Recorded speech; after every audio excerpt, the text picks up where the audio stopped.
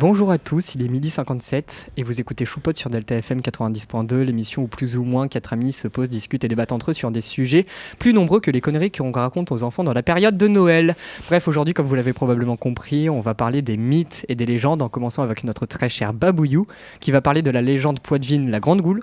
Puis Artichou qui va enchaîner avec son petit exposé oral sur les légendes arthuriennes noté sur 20 F6, attention, ce qui va laisser place à notre petite pause musicale hebdomadaire comme d'habitude. Puis la petite choupette du studio nous parlera des légendes japonaises et on enchaînera comme toujours avec un petit débat, cette fois sur le bien que fait les légendes aux petits enfants. J'ai dit deux fois le mot petit, c'est même pas voulu. Allez, c'est parti.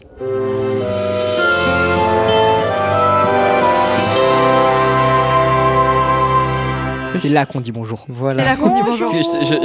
J'ai vu que tu allais commencer ta chronique. Oui, j'allais vraiment foncer et faire salut tout le monde pour cette émission. Je décide de vous parler. Bref, du coup, non, bonjour. je dis bonjour. Bonjour. Je peux dire un truc. Dis ton truc. Pourquoi je suis noté, moi, et pas les autres?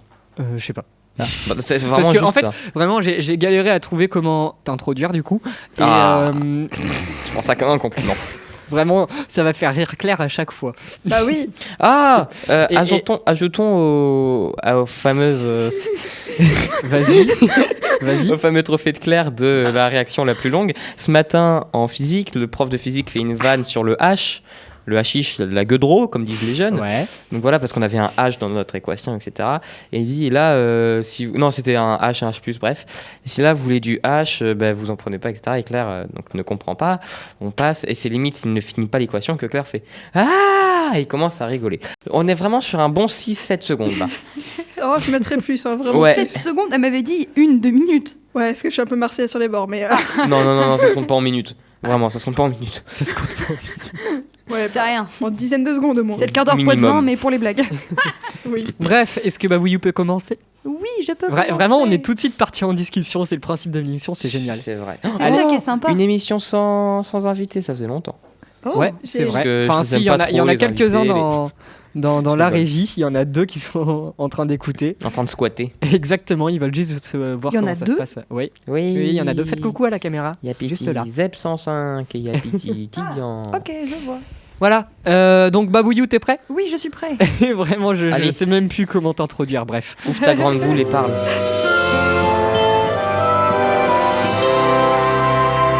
Vous savez même plus comment m'introduire. Bref, Exactement. salut tout le monde. Pour cette émission, j'ai décidé de vous parler d'une légende locale. Et ceux qui habitent Poitiers doivent déjà savoir de quoi je parle.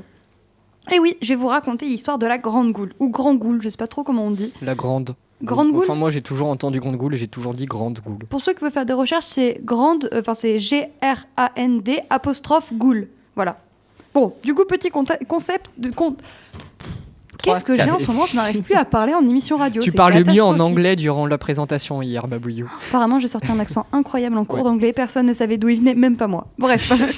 Du coup, la Grande Goule, c'était une créature, ou plutôt un dragon qui avait un corps long, fin, comme un serpent. Il avait également une tête de lézard énorme par rapport au reste du corps. Il possédait 2 pattes griffues et une paire d'ailes semblable à celle des chauves-souris. Et elle avait, je cite, des yeux dégoulinants de haine. Rien que ça. Et si on regarde sa statue, on peut voir qu'elle avait des longues dents pointues, d'au moins 50 cm selon les légendes. Elle avait une longue queue fourchue et Allez. Elle avait une langue Respire. fourchue et une queue fourchue aussi.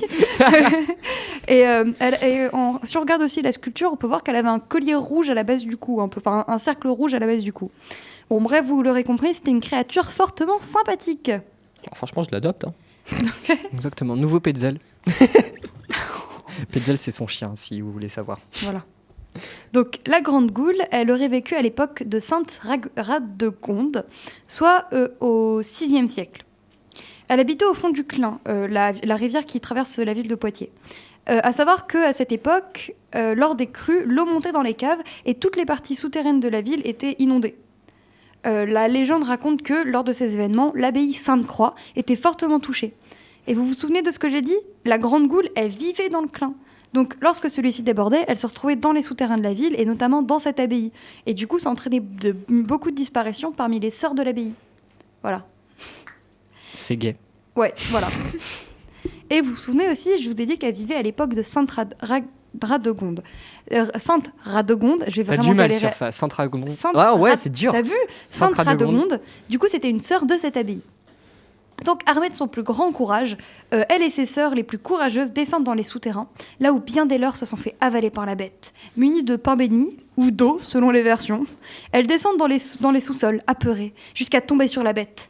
Celle-ci ouvre la gueule, prête à les engloutir, et c'est alors que la sainte Radegonde jette son pain ou son eau entre les dents monstrueuses de la bête. Celle-ci se tord alors de douleur, jusqu'à mourir sur le sol des souterrains de Poitiers. Je peux faire les bruitages. Oui.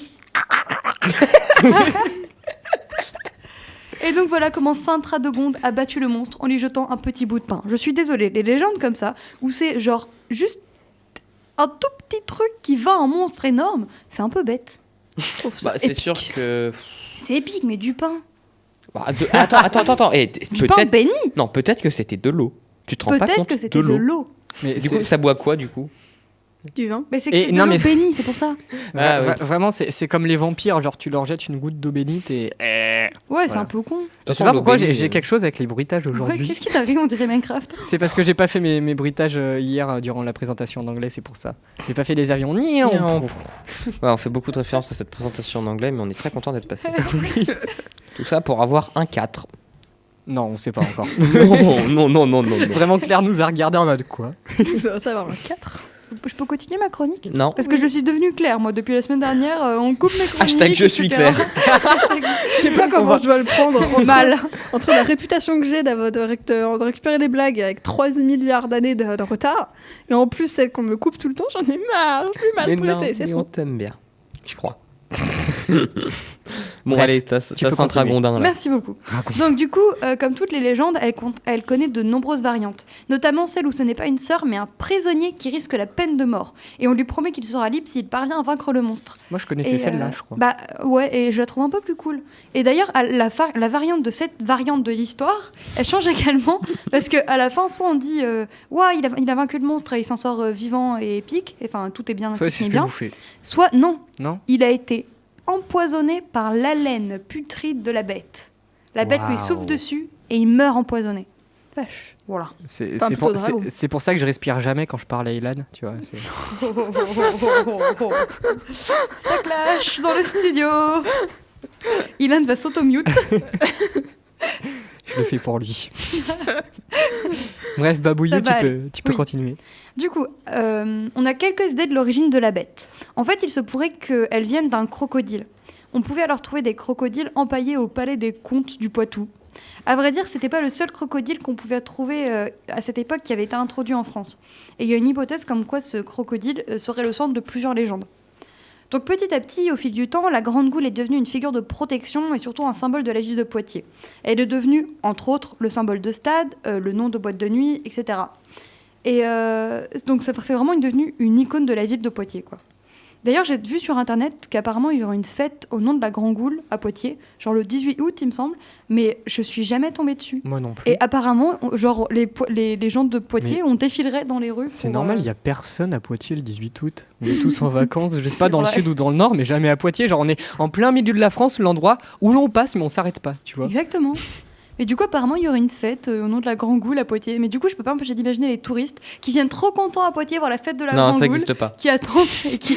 C'est vrai. Touriste Poitiers, ça n'existe pas. C'est vrai. Non, Mais c'est c'est pas quand même touriste drôle. Poitiers, c'est touriste Futuroscope. Ouais, Poitiers voilà. n'existe pas, c'est touriste Futuroscope. Et du coup, voilà. Après, il y a. Bah, du coup, c'est tout. Il y a un livre pour enfants qui vient de l'histoire. Mais du coup, je l'ai pas lu. Parce que. Voilà. T'avais la peine, c'est tout. Du coup, ça s'appelle Radegonde et la Grande Goule. Voilà. Donc, je vais pas m'éterniser non plus trop longtemps sur la légende. Parce que. Il n'y a pas T'inquiète, c'est pas grand comme si chose à c'était dire de le plus. thème de l'émission. Oui, non, mais ce que je veux dire, c'est que je vais pas raconter pendant des heures la légende de la Grande Goule, mais je trouvais ça sympa de raconter une légende poitienne. Et à savoir que ma mère m'en avait parlé quand, genre, du coup, on passait au bord du Clin. Elle m'avait raconté ça. Et j'ai trouvé ça génial. Et j'ai trop envie d'en faire une histoire, de faire une nouvelle sur la Grande Goule, genre d'imaginer Trop le bien. prisonnier et tout. J'ai trop envie de faire ça. Du coup, peut-être pour une prochaine En émission. fiction audio claire, dans notre Exact. ACF. Et bah tu vois ce que j'allais dire, c'est que ton histoire, ça me disait quelque chose. Tu vois, la Grande Goule, j'en avais déjà entendu parler. Et plus tu avançais dans l'histoire, plus je me disais, mais j'en ai déjà entendu parler. Ouais. Parce que une fiction radio en a été faite Ah bon à Delta FM avec Non. l'ancien Victor, celui qui Ouais. s'occupait de la radio avant, qui était venu à Delta FM quand j'étais en seconde. Et on avait dû enregistrer du coup des passages. Et donc il y avait Radegonde. Il y avait une personne qui jouait Radegonde. Moi j'étais juste un commis dans la cuisine. Et donc, J'allais dire c'est trop bien, mais, et du coup ça me rappelle, il y a une fiction radio qui a été faite. mais là-dessus. c'est grave cool. Bah voilà, bah peut-être que du coup je ferai quand même une petite nouvelle là-dessus, on Mais sait oui, jamais. complètement. Mais Mais on c'est l'attend la génial. semaine prochaine, Babouillou. En chronique improvisée. Exactement. Ouais, voilà. Ouais, non, mais cette grande goule, en fait, c'est vraiment, je trouve, la légende parfaite pour enfants. Parce que moi, je sais que on me l'a raconté quand j'étais vraiment petit. Et donc, ça m'a mis plein de mythes autour de la ville de Poitiers. Tu sais, c'est quand tu fais visiter Poitiers à ton gosse. Ouais, À c'est ton trop gosse, sympa. je sais pas, mon grand-père, il adorait faire ça, nous faire visiter Poitiers. Et donc, quand il nous présentait certaines églises de Poitiers, je me souviens notamment de l'escalier du diable qui m'avait marqué. Je voulais pas y aller parce que c'était l'escalier du diable et ça me faisait Oh. peur. Mais je crois que sur les églises et tout, il me semble qu'il y a des Des gravures. Voilà, des gravures avec la grande goule. Mhm. Mais vraiment, c'est apparemment aussi, de petit à petit, en fait, c'est même plus devenu un monstre terrifiant. C'est C'était devenu une devenu un icône. truc Ouais. de protection, etc. Ah et même oui, les enfants, une amulette. oui, un peu. Ouais. Et les enfants, apparemment, ils avaient des petites incantations et tout. Enfin, c'est ce que j'ai vu sur les recherches que j'ai menées. Ils avaient des petites incantations avec des petites figurines de la grande goule et Babouillou. tout ça. Oui. On fait une chanson. La Oh. chanson de la grande goule. Une chanson de la grande goule. On va faire une Oh chanson non. de la grande goule et on reprend les incantations et tout. Ok, on Ouais, fait ça. Les Noël. gars, Oui. rappelez-moi le nombre de projets que vous avez avant. Trop. Et moi, on je a suis une prêt bande pour les dessinée, guistioles. on a des. Oui, ça. Bah, les guistioles, on attend que Babouillou. Alors oui, mais le problème c'est que j'ai pas encore trouvé le style graphique. Pour ceux qui se demandent à la radio, les guistioles c'est un projet BD qu'on a et on vous en dira pas plus. Ah, on en parlera Mais- un jour. Une émission guistiole. Ouais. Une émission Une guistiole. émission guistioles. On les laissera tous les deux, hein, Ouais, Claire. c'est ça. Sur le coup, nous on sera les invités, tu vois. Donc voilà, si vous voulez, on vous racontera l'histoire des guistioles. Non. D'accord.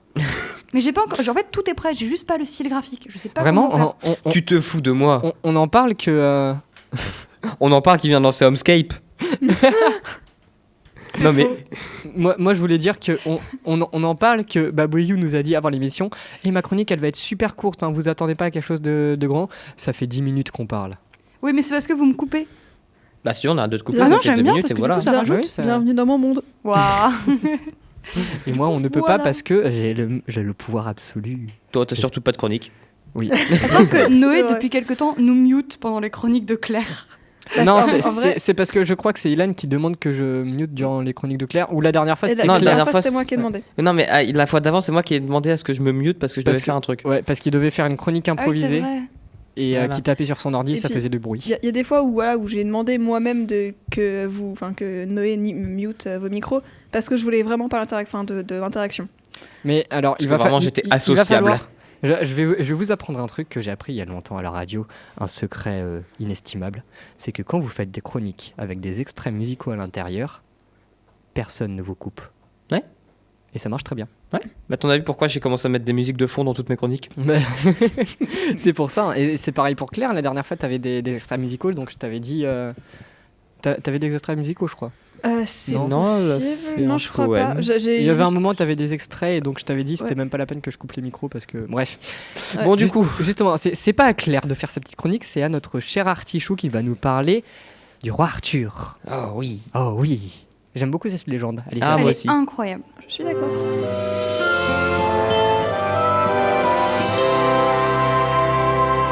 Hey, bienvenue à toi, jeune individu fan de ma chronique. Je suis Artichou, le petit dernier des choupottes, et comme chaque semaine, je te présente un film, une série ou une musique en rapport avec notre thème. Donc installe-toi confortablement, monte un peu le volume et profite de cet instant de pur kiff. Cette intro, je pourrais la faire en fermant les yeux. À chaque fois, je suis même pas de copier-coller, je la retape juste pour le fun. Bref. Mais par contre, on peut notifier un truc, c'est que c'est ma 3e chronique dans les temps. Non mais on est où là par contre? Enfin, vous avez cru que je travaillais ou quoi? Alors, j'aimerais préciser un truc, ce running gag n'a pas lieu d'être parce que l'année dernière, à chaque fois, tu faisais des chroniques dans les temps. Oui, mais on n'est plus l'année dernière. Oui, non, mais il y a une fois, tu l'as pas fait. C'est C'est vrai. tout. Non, depuis le début de l'année et fin d'année dernière, Oui. j'avais plus de chronique. Je te Oui, rappelle. c'est vrai. Oui, oui. Non, C'est mais vrai. Je te jure, on dirait que j'ai évolué dans mon organisation. Mais c'est vrai, je dépends plus de l'absence de mon prof de physique pour avoir une chronique dans les temps. hein. De l'absence de ma prof de maths expert. Bon, d'accord. Mais bon, c'est pas grave. Ce qui compte, c'est que je sois là, prêt à vous faire ma petite chronique. Donc, allons-y.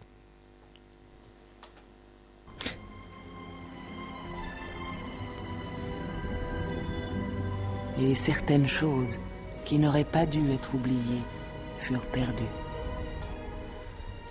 L'histoire devint une légende, la légende devint un mythe. Pendant 2500 ans, plus personne n'entendit parler. Pour moi, cet extrait qui vient du Seigneur des Anneaux décrit pas... Ouah. Alors, je recommence. Ces paroles issues du Seigneur des Anneaux décrivent pour moi parfaitement ce qu'est un mythe. Une histoire qui a été oubliée, puis rappelée et déformée, et ça de génération en génération sur de longs et longs siècles. On connaît tous une légende un peu horrifique, locale, qu'on aime se raconter autour du feu, ou même un mythe mondialement connu, tellement connu qu'il en est encore plus compliqué d'en démêler la vérité. Et parmi cette catégorie se trouve la légende du roi Arthur.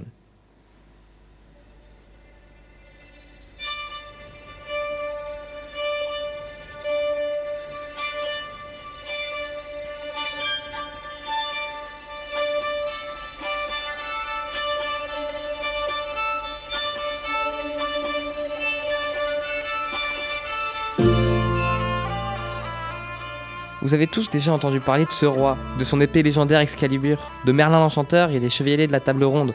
Mais savez-vous démêler le vrai du faux, la légende de la réalité, sortir le fantastique de l'histoire? Non. Eh bien c'est normal. La légende a connu tellement de versions, de déformations qu'il est aujourd'hui très difficile de savoir même si les fameux rois Arthur et ses fidèles chevaliers ont réellement existé. Mais nous n'allons pas traiter des origines ou de la réalité des légendes arthuriennes. Non, on va seulement se laisser rêver. Toutefois, si vous voulez en apprendre plus sur l'origine et l'existence d'Arthur, je vous invite à regarder l'excellente vidéo de Nota Bene à ce sujet. En ce qui nous concerne, nous allons nous intéresser pour l'instant à une légende n'impliquant pas de mage, ou d'épée possédant de pouvoir magique, une version plus terre à terre de l'histoire, vastement déformée, mais encore une fois, c'est une version parmi tant d'autres. Arthur Pendragon, devenu roi après avoir succédé à son père Uther Pendragon, est un roi pas comme les autres. S'identifiant à la même hauteur que le peuple, les défendant jusqu'au bout, il veut éliminer cette image du roi au-dessus des autres. Vous êtes-vous jamais demandé pourquoi la table ronde était ronde? Pourquoi cette forme? Qu'est-ce que ça apporte? Bien, la raison est simple. Cette forme si symbolique est là pour mettre tout le monde au même niveau, pour casser l'image du roi en bout de table surplombant tous ces sujets. Le roi Arthur est, dans ce récit, il figure l'image du roi juste.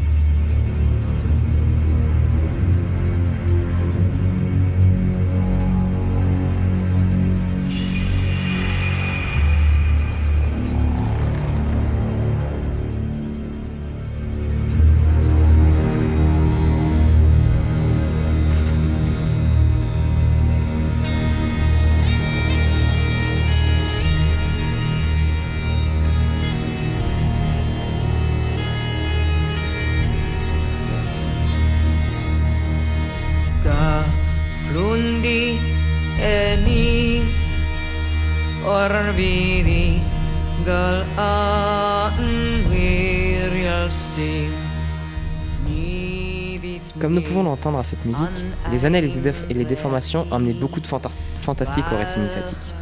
L'arrivée de Merlin l'Enchanteur, mais surtout de la fameuse épée Excalibur. En effet, dans d'autres versions du mythe, Arthur serait devenu un roi qui aurait été celui qui a retiré l'épée plantée dans le rocher depuis des décennies. Nombreux sont ceux qui ont entendu cette version de l'histoire. Et c'est cette magie, ce fantastique-là que nous allons ajouter à la légende pour obtenir la légende arthurienne sur laquelle est basé le film Le Roi Arthur, la légende d'Excalibur. Arthur, fils de Uther Pendragon et neveu de Vortigern Pendragon, a été contraint de grandir loin de sa vie de prince, vie qu'il a été contraint d'abandonner pendant sa plus jeune enfance, due à la prise violente du trône par son oncle, qui mena à l'assassinat de ses parents. Mais étant trop jeune pour s'en souvenir, il grandira comme étant le bâtard de Londinium, le village où 3 femmes l'ont recueilli.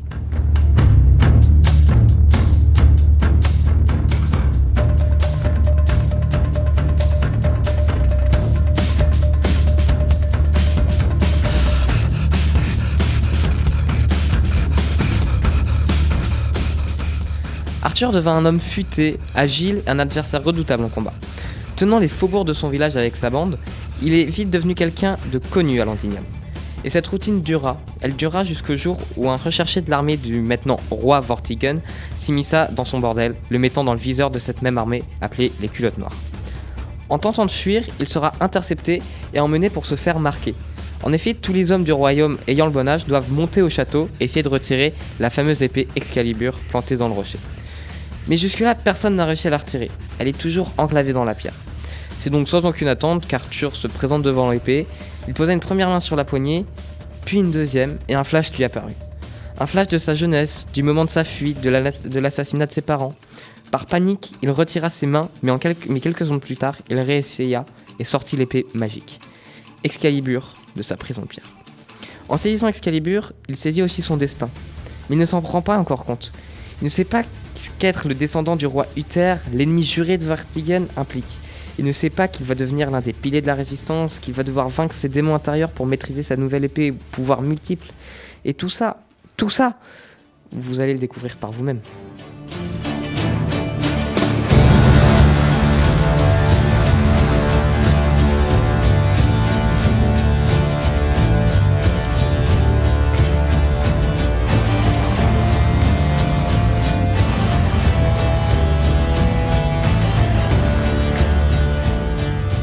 Je vais pas vous spoiler le film qui est pour moi le meilleur que j'ai regardé pour une chronique je vais pas vous spoiler le film qui est pour moi le meilleur que j'ai jamais regardé pour une chronique. Premièrement, pour plusieurs raisons. Premièrement, l'histoire, qui outre le fait qu'elle est basée sur une de mes légendes préférées, est correctement retravaillée pour coller le plus possible au format du grand écran. Les effets spéciaux sont époustouflants. Des qualités grandioses, c'est l'un des grands points forts du film. Ça le rend beaucoup plus moderne, mais ça ne dénature pas la légende. De plus, c'est sur la musique King Arthur Legend of the Sword que je vous dis que toutes les musiques utilisées lors de cette chronique proviennent du film, excepté l'extrait qui du coup venait du Seigneur des Anneaux. Et que pendant le visionnage, la musique te plonge dans une ambiance assez mystique et épique, ce qui rend l'immersion encore meilleure. Pour les petites informations complémentaires, le film a été réalisé par Guy Ritchie, et il est sorti en 2017 et dure un peu plus de 2 heures. Nous devons ce magnifique scénario à plusieurs personnes, Joby Harold, Guy Ritchie, David Dobkin et Lionel Vigram. Et les musiques qui vous prennent aux tripes sont de Daniel Pemberton. Pour le casting, nous retrouvons Charlie Hunnam dans le rôle d'Arthur, Jude Law interprétera Vortigern, et la mage sera jouée par Astrid Berger Frisbey. Et oui, une mage. Je vous laisse vous découvrir tout ça. Je tiens à préciser que les légendes arthuriennes n'ont pas seulement plusieurs variantes, mais aussi plusieurs adaptations dans divers arts. En effet, j'aurais autant pu vous parler de la fameuse série Camelot, la BD Lancelot, ou même d'un jeu de société Graal.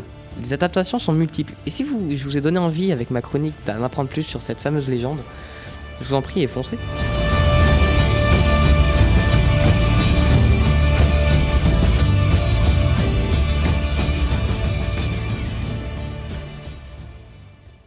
Alors j'ai très peu parlé du film en soi, parce que je le trouve tellement incroyable, et c'est devenu l'un de mes films préférés, que juste regardez-le. Ben, il faut savoir C'est que prévu. ce film, je ne l'ai pas aimé.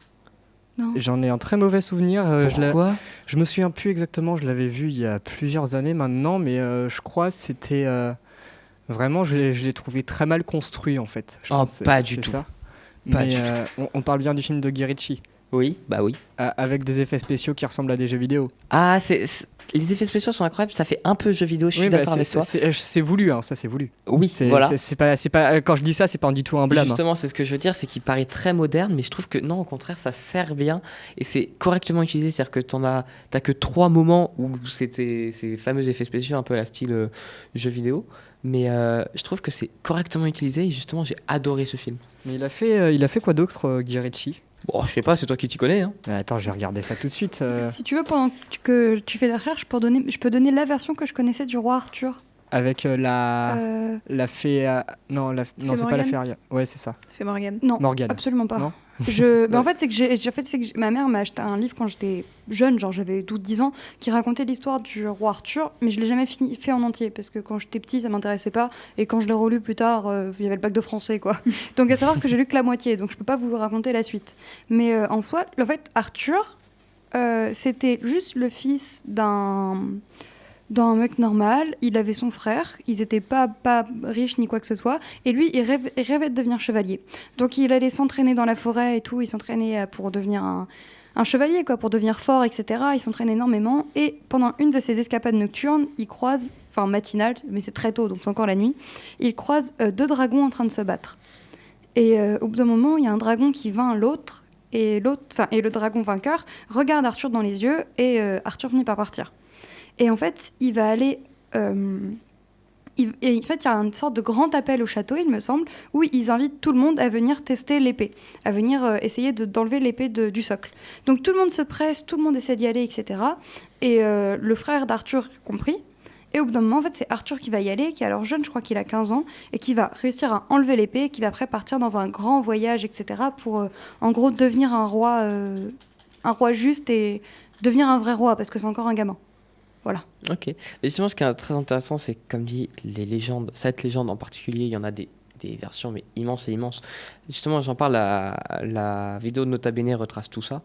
Mais c'est-à-dire qu'on n'est même pas sûr que Arthur ait existé et que les chevaliers de la table ronde aient existé. C'est le principe d'une légende. Hein.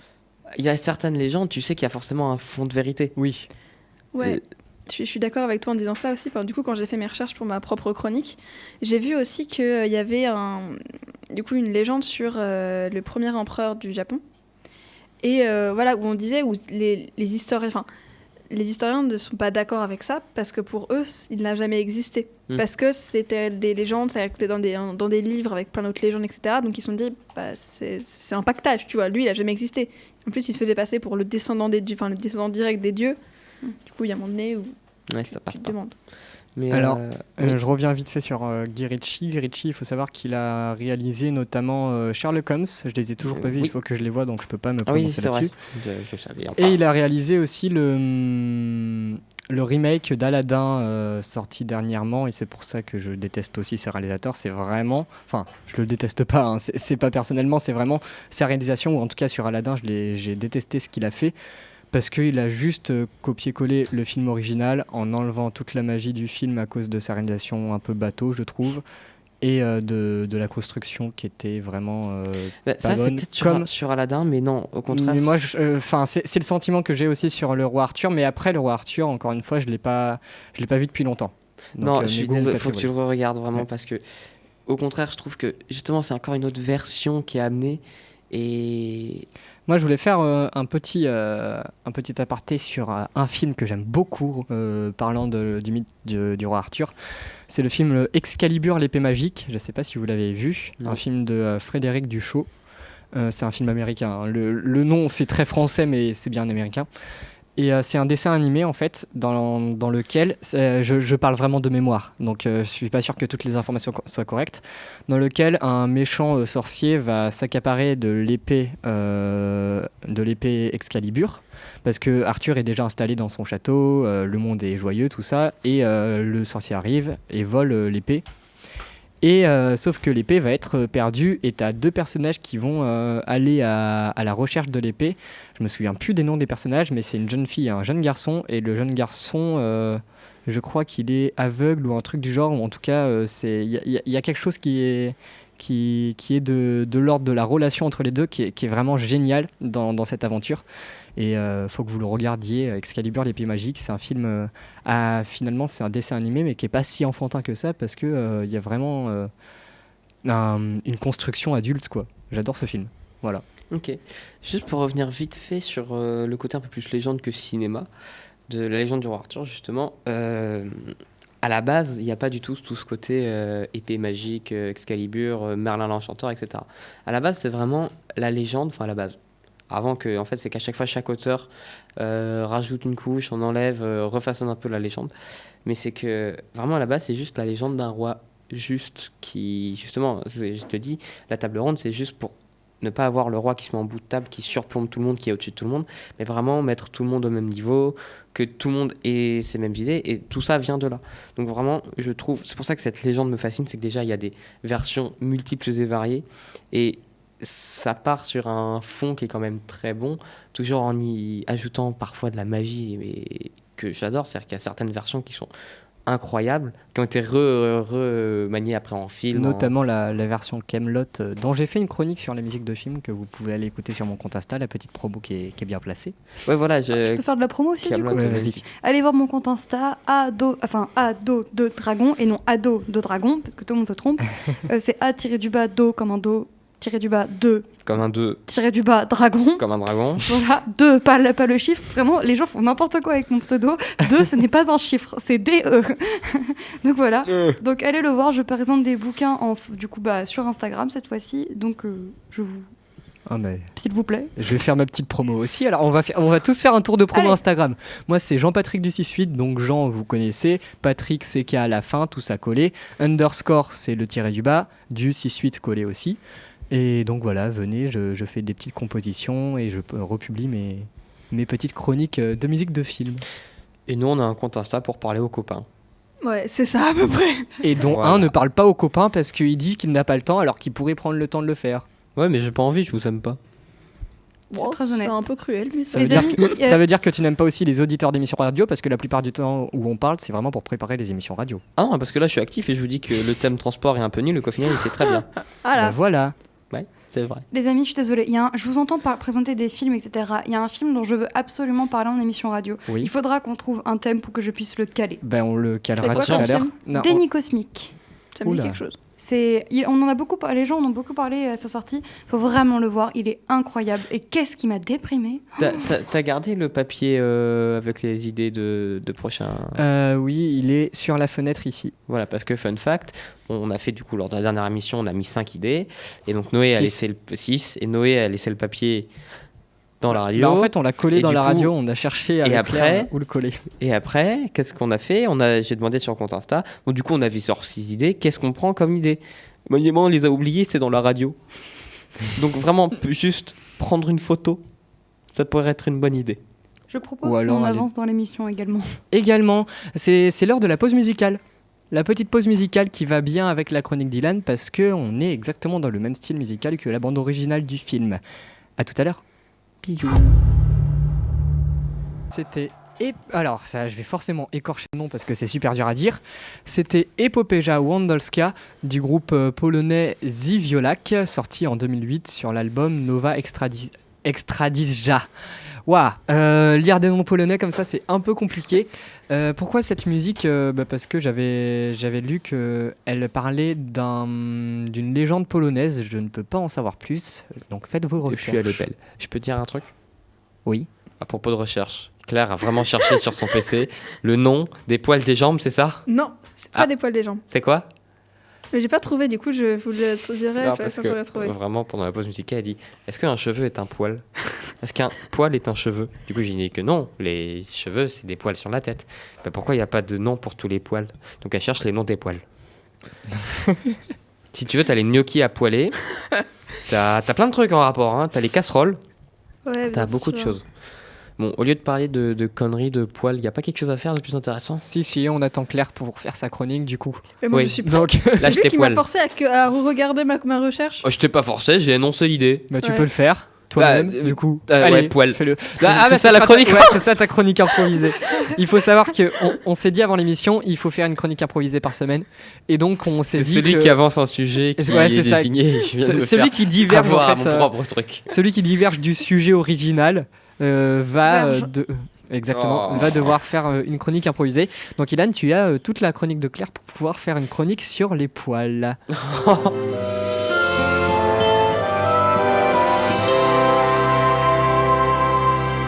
Bonjour à tous. Aujourd'hui, je suis trop contente parce que je vais enfin pouvoir partager avec vous un peu de ma passion qui est le Japon.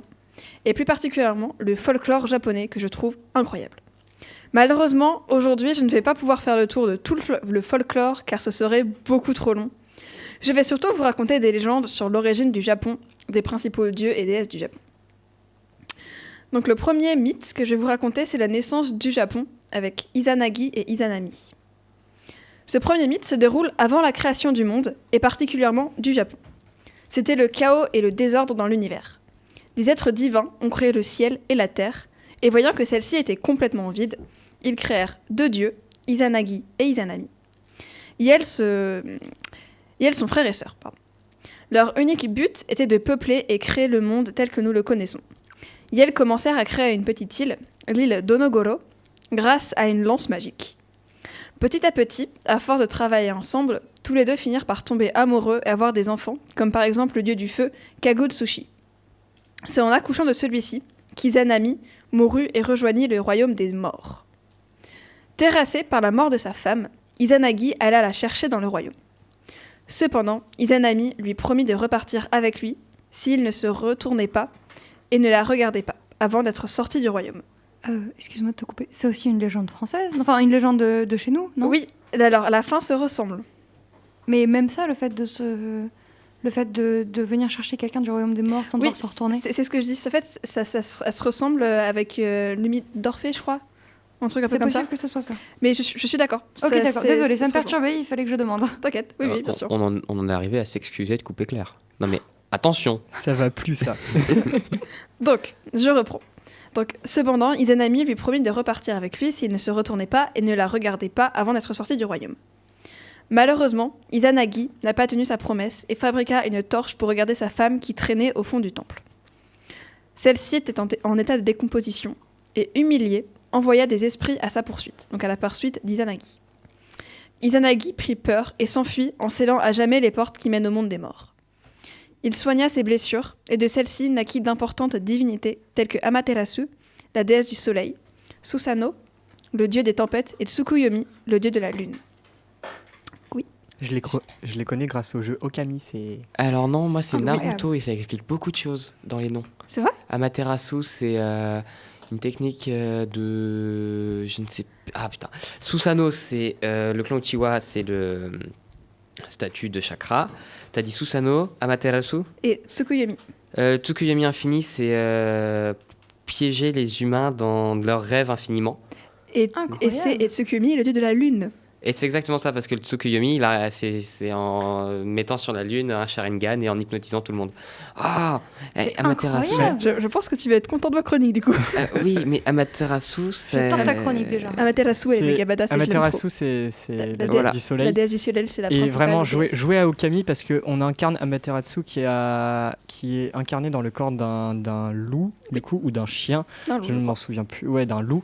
Et j'ai toujours pas terminé le jeu, c'est un scandale, il faut que je le termine. Il est vraiment génial, jouez-y parce que vraiment le gameplay est incroyable. En fait, on se bat pas en donnant des coups, on se bat en faisant des formes de dessins japonais. C'est-à-dire, je sais pas, pour donner un coup d'estoc, on va faire un rond avec un trait dedans.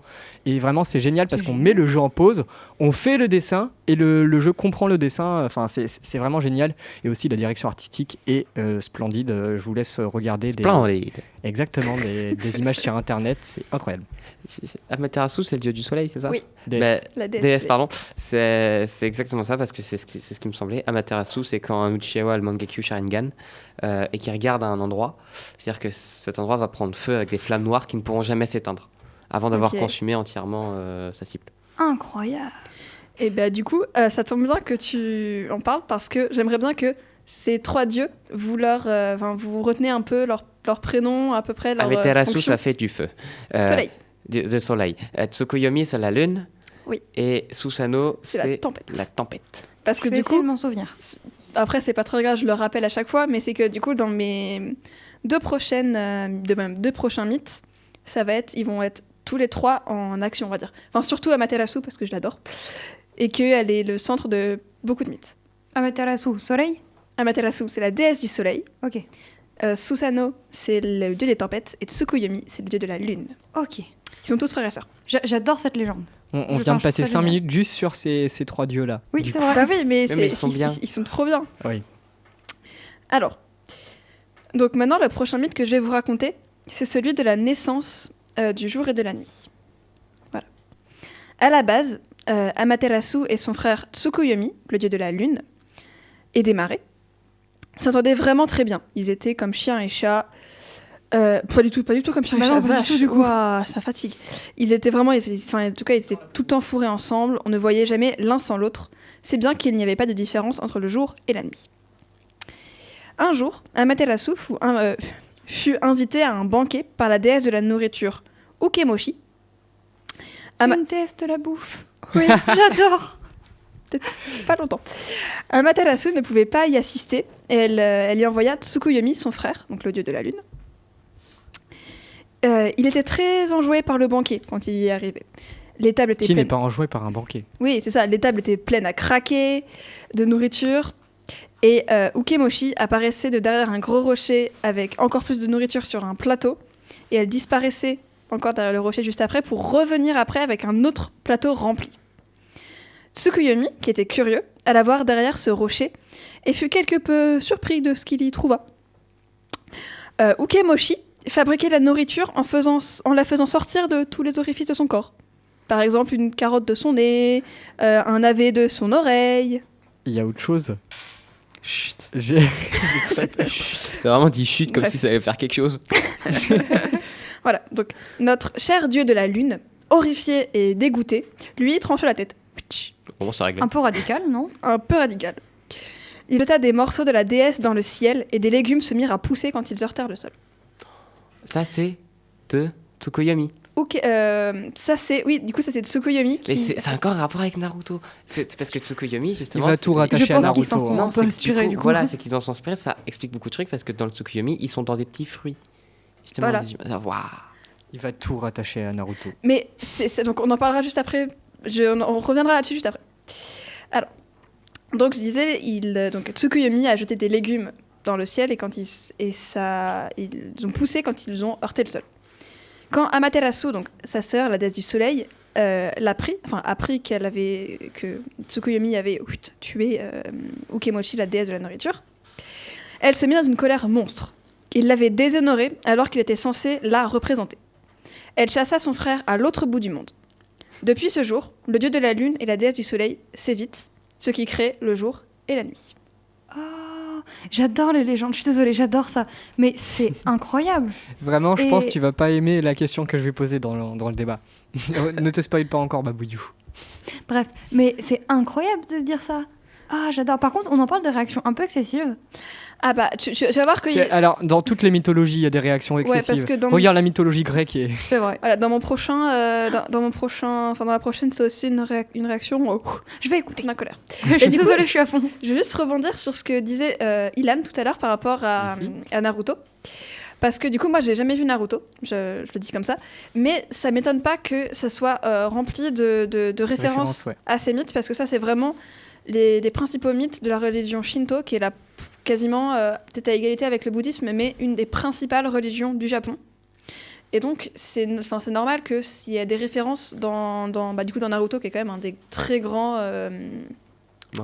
mangas, qui en plus se passe dans l'ère avec les ninjas, je crois, c'est ça ? Exactement. Voilà, et donc, qui est historique, entre guillemets, dans un contexte un peu historique. Ouais, voilà, je comprends ce que tu veux dire. Mais c'est un peu comme nous avec les références, je sais pas, au Père Noël ou les références bibliques ou les trucs comme ça dans les films. Biblique, oui, au Père Noël, c'est un peu devenu Ouais. universel. Ou alors, Bah, je sais pas si c'est dans la culture japonaise, le Père Noël. C'est Alors, très occidental en ouais, fait. Comme, il fête Noël, Christmas.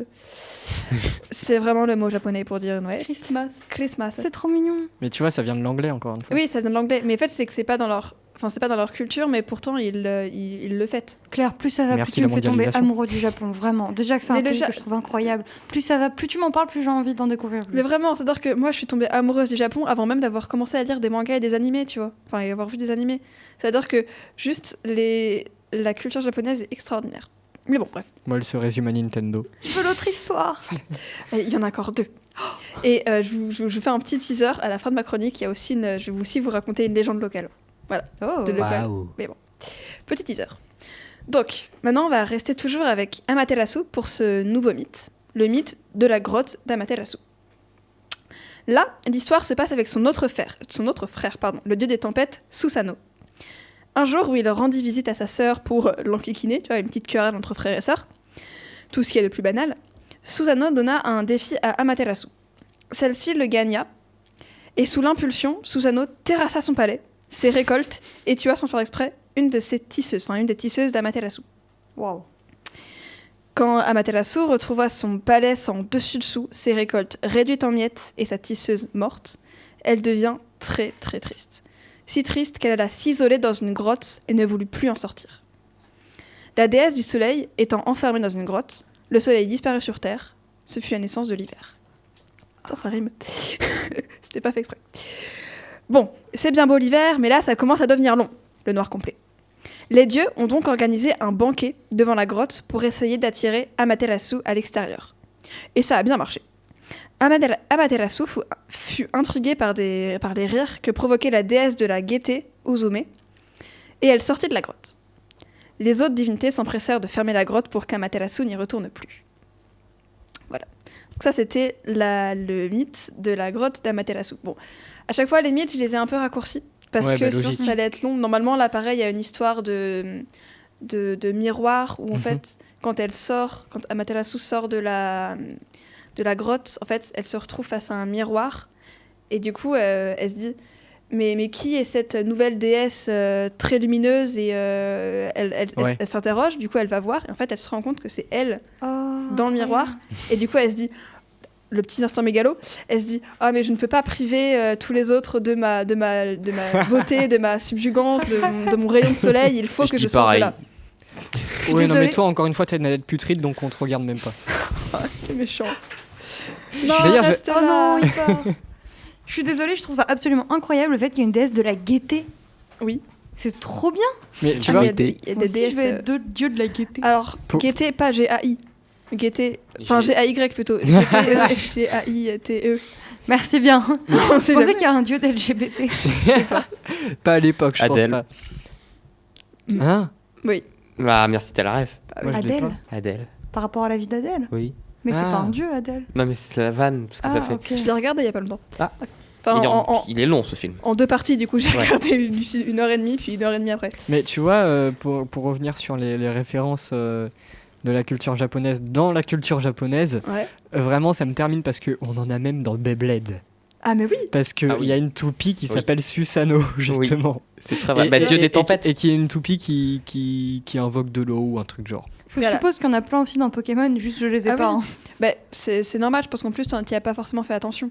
En plus, Oui. avec les traductions, etc. C'est ça. Mais je suis désolée, je trouve ça incroyable. T'en as une autre? J'en ai une dernière. Bah oui, il est trop content. En plus, il est super mignon, celui-là. Donc, le quatrième et dernier mythe dont je vais vous parler aujourd'hui, c'est celui de Tanabata. Donc, au Japon, Tanabata est une fête pour célébrer l'amour et devenir chanceux en amour. C'est un peu notre équivalent de la Saint-Valentin. Cette fête se déroule le 7e jour du 7e mois du calendrier lunaire solaire. Alors, le mythe de Tanabata, c'est l'histoire de la princesse Orihime, l'étoile Vega, fille du dieu du ciel, et du prince Ikobochi, l'étoile Altaire. Orihime passe son temps à coudre des vêtements pour son père et n'a donc pas le temps de trouver un mari. Son père lui arrange donc un mariage avec Ikobochi. Les deux jeunes gens tombent follement amoureux et délaissent leurs obligations pour passer du temps ensemble. Le père d'Orihime, le dieu du ciel, est pas trop d'accord avec ça et les sépare par la voie lactée. Ils ne peuvent plus se voir que le 7e jour du 7e mois de l'année.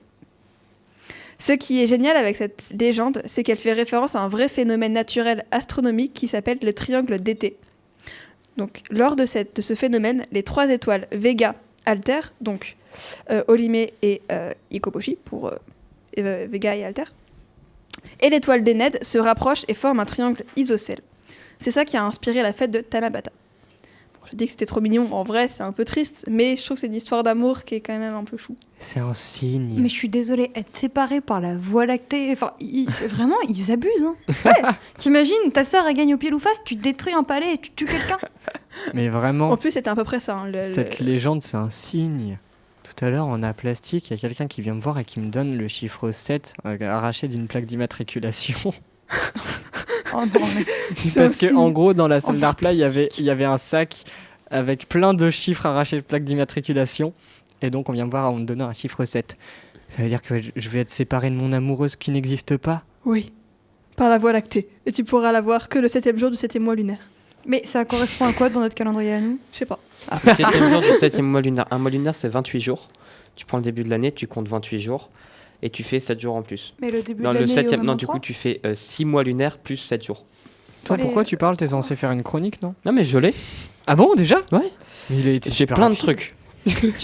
Est-ce que avant de faire ma dernière petite chronique, Enfin, ma dernière petite, mon dernier petit, ma Je crois petite qu'elle légende. disait adieu. Je me dis, mais elle va partir, c'est sa dernière chronique, c'est ça. Elle a retrouvé une émission, elle va partir, fais taper. Alors oui, j'ai retrouvé une émission, mais c'est pas le cas. Enfin, je reste ici quand même. Ouais, je préfère. Où tu fais la technicienne. Un petit peu de temps en temps, parce que la personne derrière le miroir, derrière la vitre ici présente ne veut pas me laisser faire la technique. La technicienne. Bref, est-ce que vous avez quelque chose à redire tant qu'on est sur le Japon? Non. Des remarques à faire? Jouer à Zelda. Non, mais sur ce qui a un thème avec la chronique. Ah, si. Est-ce que, sauf si tu me dis que Zelda, enfin que dans ce que j'ai raconté, il y a une référence à Ah Zelda. bah t'en as forcément. T'as quelques autres noms de dieux en tête que je vois s'il y a d'autres Si, juste un références. truc par rapport aux Là, non. légendes. J'ai un truc par rapport aux légendes. Oui. Les yokai. Ah, oui. En fait, je suis un gamin, j'ai découvert les yokai avec Yokai Watch. Voilà. Non, mais clairement. Et en fait, du coup, j'en ai appris vachement sur les yokai, etc. Et j'ai appris que ça faisait partie vraiment de la culture japonaise. Et donc, c'est un truc qui m'a vachement intéressée. Et à savoir que je suis traumatisée des kappas. Mhm. Ça me fait trop Oui. peur. Voilà. Alors, pour petite info, À cause d'un film, pardon. Kappa, les kappas, en fait, c'est donc un yokai japonais qui est une sorte d'entité maléfique ou pas forcément maléfique. Des yokai, t'en as pour n'importe quoi, c'est-à-dire qu'un truc abandonné, ça peut être un yokai, voilà, ou un kami. Bah, je suis un yokai. J'ai plus exactement la différence entre les deux, faudra que je me renseigne un peu plus. C'est pour ça que j'ai pas voulu faire. De base, j'avais prévu de parler des yokai aussi, mais j'avais pas voulu. faire Tu trop, parles parce que des ça, c'est yokai, compliqué. je parle de Yokai Watch. Mais à savoir que des yokai, il y en a dans quasiment tout. Dans Naruto, il y en a forcément. Je sais pas s'il y a Kitsune. Kitsune, oui, c'est c'est un renard.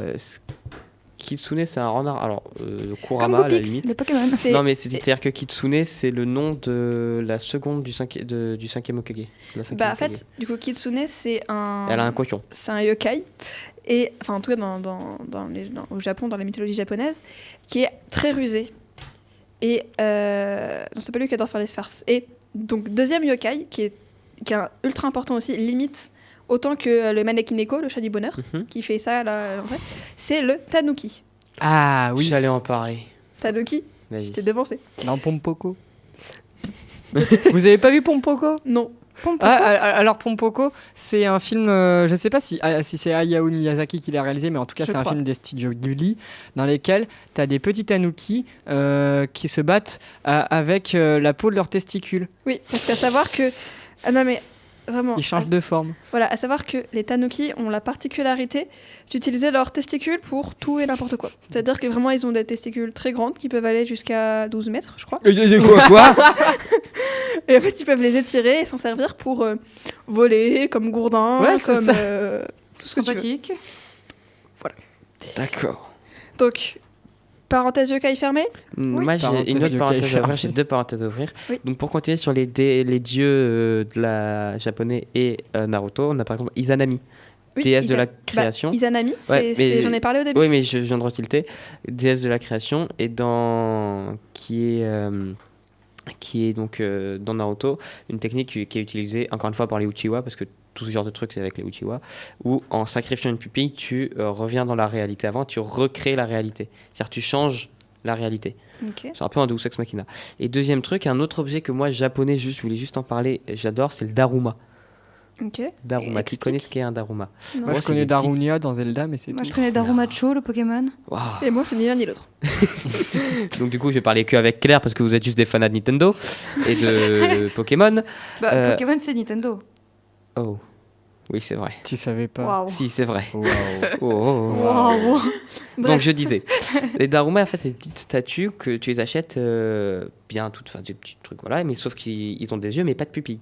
Mhm. Et en fait, c'est pour te forcer et pour t'encourager dans un objectif. Tu lui fais une pupille quand tu lances un objectif et tu auras le droit de colorier la deuxième uniquement quand tu auras fini ton objectif.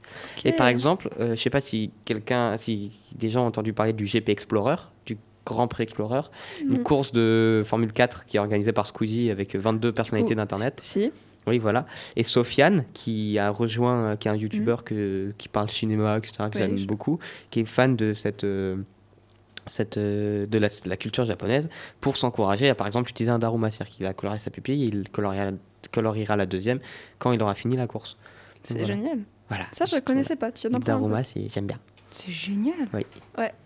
Voilà, parenthèse Daruma, Izanami fermée. Après, t'as Izanagi aussi, qui est aussi dans Naruto. Ok, bah, Izanagi qui est aussi dans le premier que j'ai parlé. Alors, Est-ce que du coup je peux finir Oui, cette la chronique dernière, sur... la dernière. Vraiment, dernière. finalement, on n'a pas arrêté de te couper non plus. Hein. Ouais, mais là c'était constructif. Là, c'était Oui. pour une fois. Parce que, Et parce que sinon, du coup, est-ce que vous avez entendu Non. Alors, donc, pour finir cette chronique en beauté, vous n'êtes pas sans savoir que dans mon petit village, nous avons une légende locale. Mon petit village de Senon-sur-Vienne. La légende de Saint-Pissou. Non, ce n'est pas une blague. La fontaine de Saint-Pissou Non, pas existe Picsou. bien. Et je passe devant pour aller dans mon parc préféré, mais là n'est pas le sujet. Je vais donc vous raconter cette légende locale qui vaut le détour. Alors, si je tiens à préciser que le texte, là je vais lire le texte, il vient du site de la mairie de Senon, je sais pas qui l'a écrit, mais au moins je cite mes sources. Voilà. D'accord. Donc bon, je commence. Selon Rouget, l'église Saint-Pierre de Senon possédait jadis les statues de Saint-Côme et d'Amiens. Lors de la Terreur, donc enfin, tout le monde voit où ce que... Oui, la pendant Terreur, c'est 1992. Voilà. 1792. Oui, 1792. Donc, lors de la Terreur, un individu brisa ses seins, entre guillemets, ce qui fait la gloire du mannequin pisse.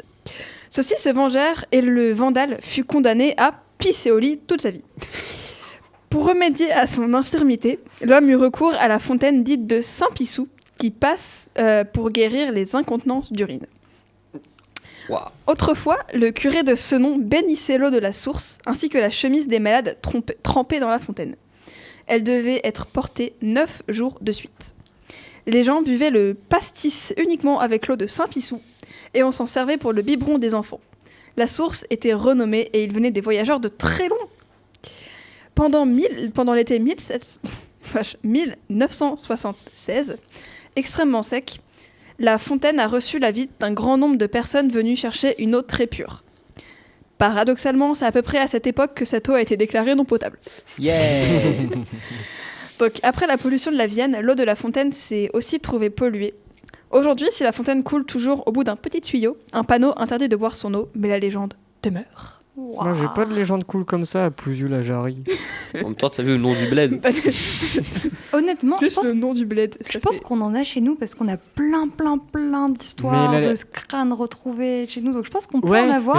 j'allais dire que mais- tu nous avais raconté une fois qu'il y avait quelqu'un qui avait retrouvé des os dans son grenier, mais en fait, c'est même pas une légende, c'est vrai. Ah oui, vous voulez que je vous raconte? Ça arrivait il y a 2 ans. Bah, Je peux faire ça très bah, rapidement. Il y a une façon très. Claire a-t-elle fini sa chronique? Je casserai un Donc petit on peu peut son mythe partir après. sur la discussion. Ok.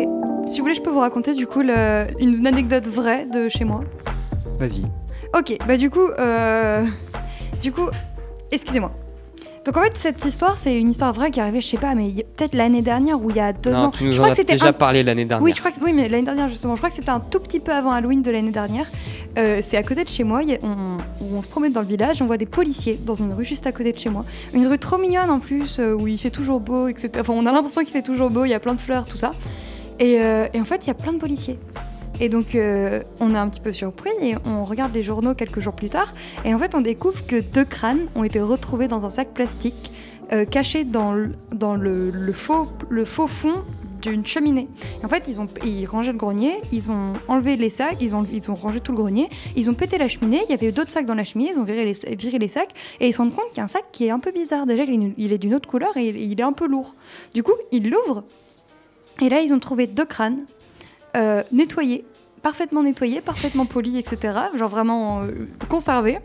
Et avec, je crois qu'il y en avait un, si je me trompe pas, là je me souviens plus trop de l'histoire, mais je crois qu'il y en avait un avec le crâne avait une taille d'adulte et une mâchoire d'enfant, Ouais. ou l'inverse. Non, des dents de lait, t'avais dit, ou un truc du genre. Je crois que c'était oui, je crois que c'est ça. C'était un crâne d'adulte mais avec des dents de lait. Et que il y avait un deuxième crâne plus petit, il me semble, je ne veux pas dire de bêtises, avec une figurine de Popeye dans le crâne, rangée dans le crâne. Et les 2 crânes étaient parfaitement nettoyés, parfaitement exhumés, et il n'y avait pas le reste, il n'y avait que les crânes.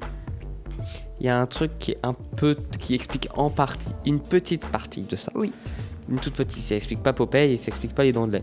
C'est que... Oui, je vois de quoi tu as parlé, mais Voilà, ça peut être par exemple, si tu achètes une maison et que tu commences des travaux, que tu trouves ce genre de choses, forcément ta maison ne t'appartient plus.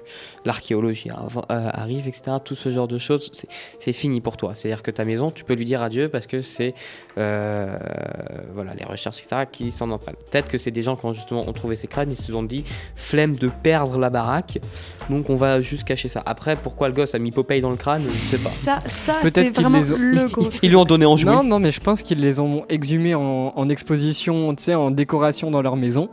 C'est du faux, ça, c'est du faux. Après, il me semble qu'au final, il y a peut-être eu une explication qui a été donnée par les autorités, mais je me suis pas plus renseignée parce que j'avais complètement oublié cette histoire depuis, voilà.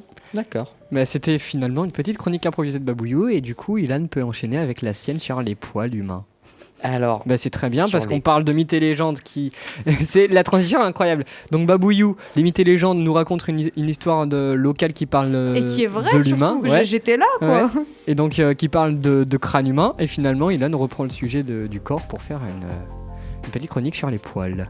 Alors, je ne sais même pas pourquoi je fais ça, mais fun fact, je vais pas parler que de poils humains, mais bon. Ah bon. Déjà, non, mais de base, faut d'abord replacer qu'est-ce qu'un poil. Donc, un poil est constitué de plusieurs choses.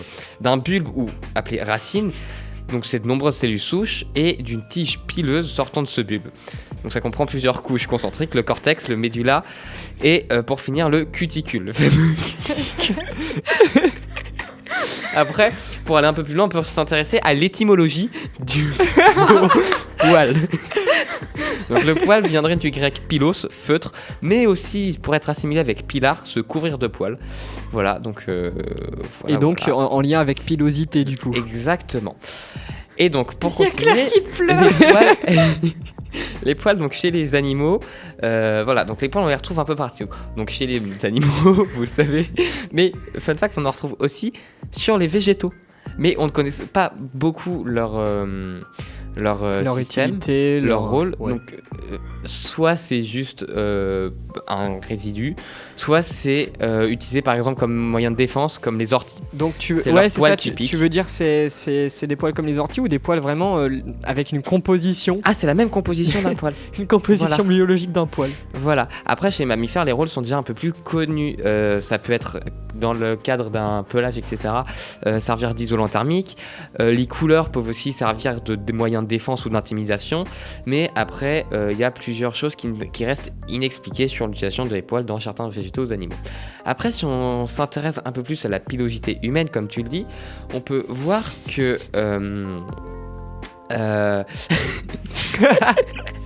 Ça va? Non, mais c'est. Ça va, Moi, Artichaut? je suis juste mort de rire depuis tout à l'heure parce que je viens de prendre du recul sur la situation. Ce qu'il ne fallait pas faire. Il ne faut pas prendre du recul pendant une émission, c'est un grand. Surtout pendant une chronique sur les poils. Improvisé qui plus est. Alors, chut. Donc, on peut continuer sur la pilosité humaine. Donc, déjà, il y a plusieurs types Claire est de en poils. crise de rire. Non, mais déjà, pour l'homme, il y a plusieurs types de poils qui sont régulés par ce qu'on appelle le cycle pilaire. Donc, les Claire, t'es en train de te poiler, dis donc. Premièrement, le poil terminal qui a deux caractéristiques, un diamètre de 80 micromètres et une longueur de plus de 2 cm. Le poil intermédiaire, un diamètre entre 40 et 80 micromètres et une longueur inférieure à 2 cm. Et le dernier poil, appelé, ce qu'on appelle communément le duvet, c'est un diamètre entre 5 et 40 micromètres et une longueur inférieure à 5 mm. Qu'on peut calculer grâce à la diffraction. Oui, exactement. Oh, l'aspect physique. Voilà, donc après, on a plusieurs... vous me dites comment comment sont répartis les poils chez l'humain. Principalement, ça dépendra du sexe de la personne, mais du coup, principalement, on en retrouvera sous les aisselles, au niveau du torse pour les hommes, et après partie génitale et le visage. Mais pourquoi ces zones-là? Donc c'est encore une fois une question de réchauffer. Et voilà, ces parties ont besoin de rester chaudes. Par exemple, les cheveux sont là pour tenir ton crâne à une bonne température. Vous vous demandez aussi pourquoi on a des sourcils. Les sourcils, c'est pour réchauffer la partie de l'œil. Au-dessus des yeux, oui. Voilà, Non. tout simplement. Tu sais, Babouillou, tu te dis l'utilité des cils, par exemple. Je sais pas pourquoi on a des poils sur les yeux, c'est débile. Non, c'est vraiment Les l'un des cils, trucs c'est les pour plus empêcher, utiles. les cils, c'est ouais, pour c'est pour- empêcher certains trucs de rentrer dans l'œil. Exactement, quand tu fermes les yeux, tes yeux ne Oui, seraient pas les cils, c'est hermétiques. logique. Et par exemple, je sais pas, l'hiver, je me souviens en 2021, en pleine période Covid, je suis sorti, il faisait super froid avec un masque, et vraiment, la buée qui sortait de ma bouche et qui remontait dans mes yeux à cause du masque, ça faisait geler mes cils et il y avait des petites boules de glace sur mes cils. C'est trop stylé. Oui. Voilà. Après, on peut aller encore plus loin et s'interroger sur la question du rôle sociologique du poil. C'est-à-dire que Oh là là. pour beaucoup, T'as fait saturer vraiment le micro très fort, Ilan. le poil est symbole de puberté et peut aussi être synonyme de virilité, mais et pour la femme jusque longtemps. Donc les individus de sexe féminin, mais je veux dire la femme justement parce que c'était les anciennes mœurs, c'est une chose qui était pendant longtemps perçue comme négative, mais dû à nos combats, ça a quand même beaucoup évolué. Et des personnes de sexe féminin qui ne s'épilent pas, ce n'est pas grave. Je suis Vive les désolé. poils. Et il y a pour toujours des cons maintenant. Pour de toute clôturer façon. cette petite chronique, je veux parler de 2 anecdotes autour du poil. Donc, Oh là là, non mais. donc premièrement, vous connaissez tous Abraham Lincoln, ce fameux barbu. J'ai peur. Il est devenu barbu sur les conseils d'une petite fille de 11 ans qui lui a dit pendant sa période électorale, qui lui a envoyé une lettre, il lui dit « Laissez-vous pousser la barbe, ça vous aidera à vous démarquer des opposants candidats. pendant des autres candidats pendant les élections. » À 11 ans. Et la deuxième, c'est si je vous demande de dessiner un gendarme des années 1900, vous allez mettre un peu courante, mais surtout la petite moustache. Ouais. Et c'est normal parce que jusqu'en 1930, le port de la moustache était obligatoire pour toutes les personnes qui voulaient entrer dans la maréchaussée. Putain, Non. j'aurais pu être gendarme. Et ça a été aboli, vous savez pourquoi ? Est-ce que vous Pourquoi savez pourquoi ça a été aboli ? Non. Parce que les serveurs se sont plaints que eux aussi voulaient autoriser le port de la moustache pour être serveur. Du coup, ça a été aboli en 1930. Mais Mes chroniques improvisées sont mieux que mes chroniques. Oui, mais de ouf. J'ai ramené trop d'infos. Et la moustache italienne? Ça vient, je te le fais de tête, hein. Ça vient de quelqu'un qui s'appelle Spargieri. C'est faux. Alors moi je peux continuer sur ta chronique. Alors la moustache italienne s'appelle On n'est pas censé faire un débat sur Oui, les c'est mythos, vrai. sur les Il faut mythes. peut-être faire le débat. Non, mais au dis-le. moment. Juste dis-le, Noé, ce que tu Bah, dis. ça s'appelle un balbo, c'est un type de barbe et c'est constitué d'une moustache et d'un bouc en forme d'encre. Et les deux, c'est séparé par une zone de peau vierge. Et donc, en fait, ce type de barbe a été porté par Italo Balbo, un aviateur puis ministre italien donc, qui est né en 1896 et mort en 1940. Et le nom proviendrait de ce petit personnage. Ok, je tiens à dire ben, un autre truc. Il y a ce qu'on appelle, là je ferme mon ordi, je le fais de tête, hein. Il y a ce qu'on appelle, chaque humain a un capital capillaire, de poils du coup, de 5 millions de petits bulbes. Et donc, femmes, hommes comme enfants, donc sexe masculin, féminin, comme petit gamin qui fait chier, ont le même, partent avec la même chose, sauf que c'est réparti différemment. Et après, il y a les types de poils qui changent selon le sexe, l'âge, etc. Voilà. Ok. Bref, ça vous dirait de faire un petit débat express Sur les poils. Non, sur notre sujet du coup. Les poils.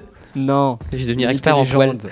Après, non, je peux juste rajouter un dernier truc. Vas-y. Quand Tefal a été créé, leur but n'était pas de faire encore des poils. C'est bon, tout le monde a compris la vanne. Oui. Oh là là. Donc du coup, le débat, est-ce que c'est bénéfique pour les enfants de leur raconter des mythes et légendes qui en soi sont juste une forme de mensonge? Tout dépend ce que tu veux en faire derrière. Dans le Petit Prince. Non, le Père Noël. Mhm.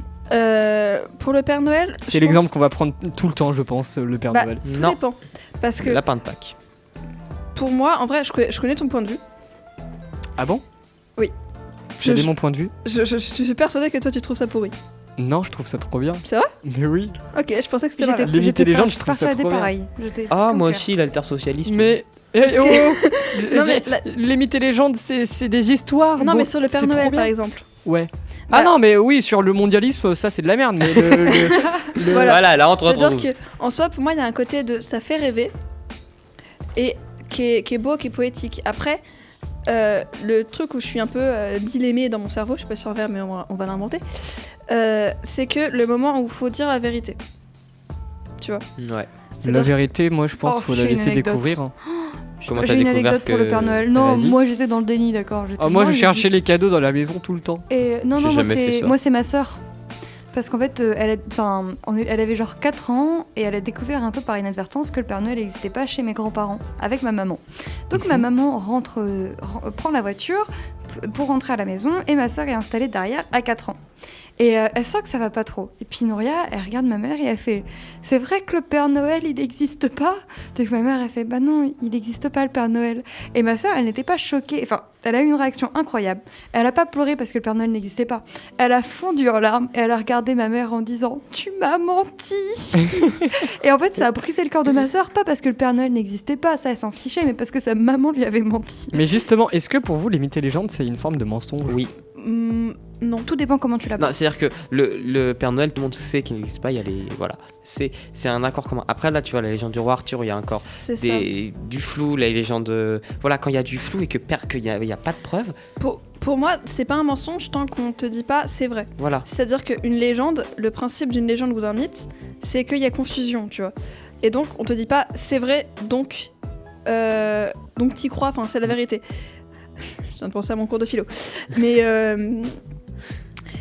pour moi, le Père Noël, par exemple, Ouais. on nous dit que, quand on est dessus, on dit il existe, c'est vrai. Là, c'est un peu nocif. Ouais. En fait, ce qu'il faudrait dire, c'est genre le présenter un peu comme une légende. Après, c'est les enfants ont envie d'y croire. Tu leur dis, tu peux leur raconter par exemple la légende du Père Noël, tu vois.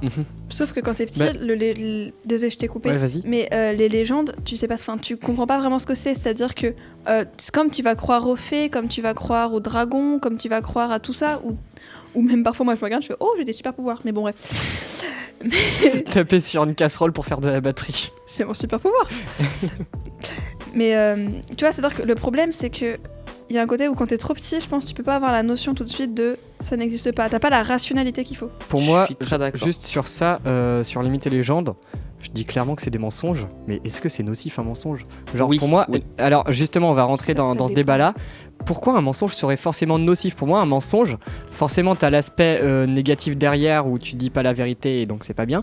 Mais t'as aussi l'aspect, le mensonge permet de créer des histoires incroyables. On te ment quand on te dit que ce mec que tu vois à l'écran, il s'appelle Iron Man et pas Non. Robert Downey Jr. et c'est un acteur quoi. Non, on te ment pas parce que là, tu Oui. sais, on te dit c'est un film, voilà, c'est comme. Mais je sais c'est plus un film. quel est le nom de ce truc, mais c'est la. pas une réalité. On te dit pas la réalité est comme ça. Je crois que c'est la capacité de crédulité d'un spectateur ou un truc du genre, c'est un terme comme ça qui dit justement que le spectateur peut se plonger dans une histoire en acceptant de Mais c'est pas un voir un mensonge mensonge. parce qu'on te dit pas dans la vraie vie Iron Man, il existe.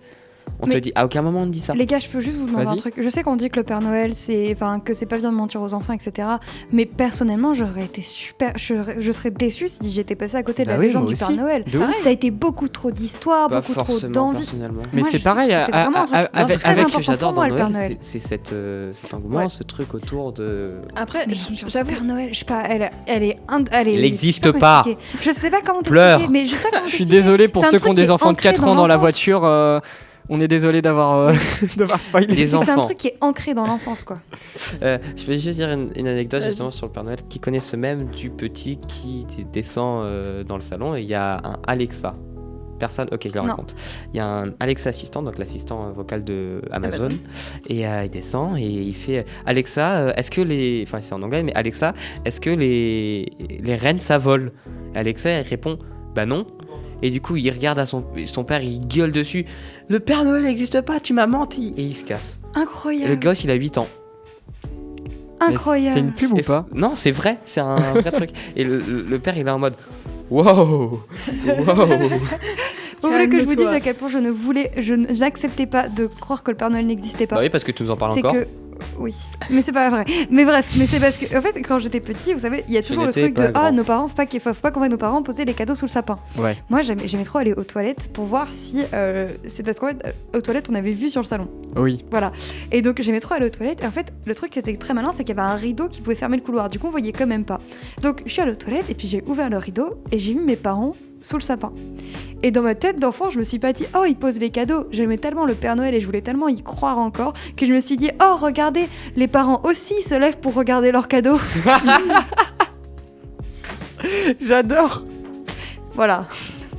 Ah, j'adore. Je crois que j'avais 5-6 ans, tu vois, et j'étais vraiment en mode ah les parents ils regardent leurs cadeaux. Et vraiment dans ma tête c'était en mode bah dis donc. Mais vraiment, présenter des mythes et légendes comme étant des réalités, c'est ça ce qui permet de les faire vivre, je trouve. Non, parce que. Mais aux enfants en tout cas. Oui, Mais je suis aux désolée. enfants, mais après, on met pas la légende du Papa Noël au même niveau que les légendes japonaises et arthuriennes.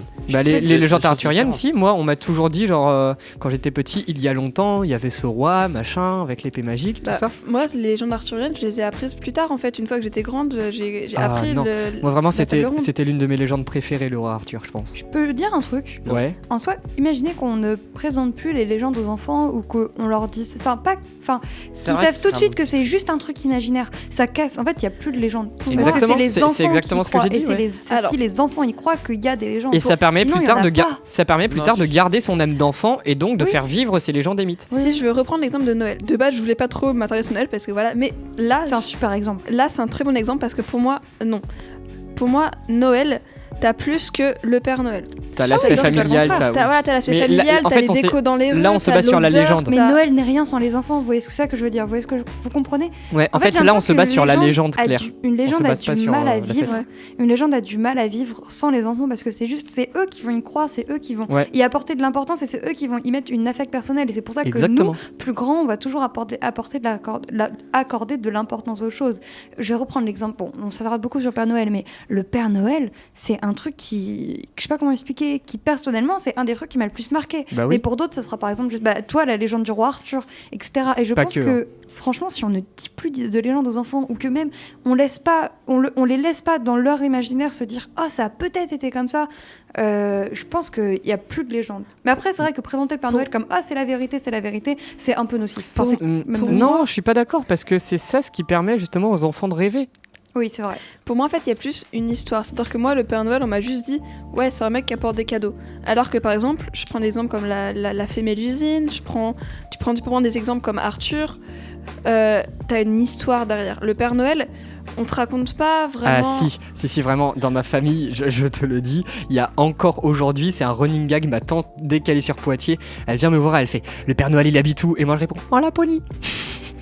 Par exemple, mais tu vois, t'as toute une histoire derrière. J'ai Ouais, vu mais récemment le qui est- film Paul Express qui est génial parce que... Ah bah, Paul mais moi, Express. c'était un culte chez moi. Le Père Noël, je sais pas comment expliquer.